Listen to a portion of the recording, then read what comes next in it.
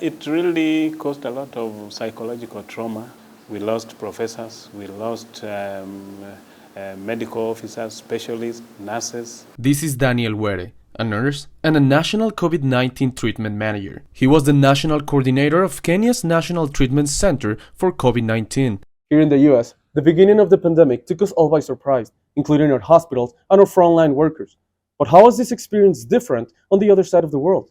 In Kenya, one of the most important countries in Africa, the first case of COVID-19 was reported on March 12 of 2020. It came without a notice. There was no preparation for it. In Kenyatta National Hospital, the biggest referral hospital in East and Central Africa, was where he, as the coordinator of the National Treatment Center for COVID-19, faced various challenges to keep control of the situation. The biggest challenge was getting enough staff to treat the patients. Most of the staffs were not ready to work in this isolation because of fear.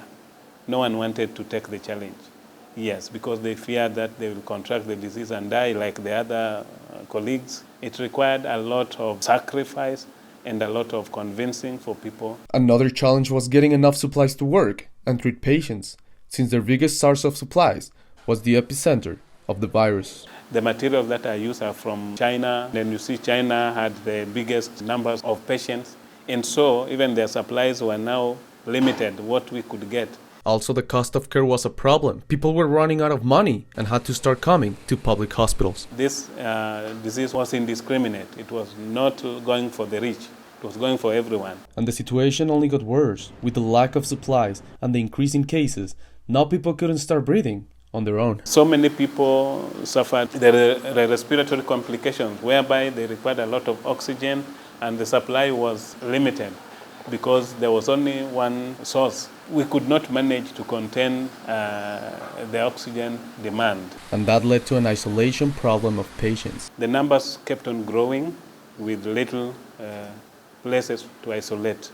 That caused a challenge of transmission and exposure, since the Minister of Health brought in the home-based care concept. Whereby now the community were to take care of the sick people who are infected and manage them at home, living with them. This caused a quick spread of the virus that also affected health personnel.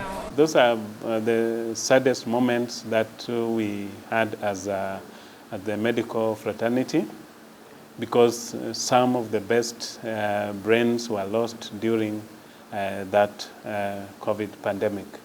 We lost professors, we lost medical officers, specialists, nurses. In fact, this institution lost some of the senior medical personnel.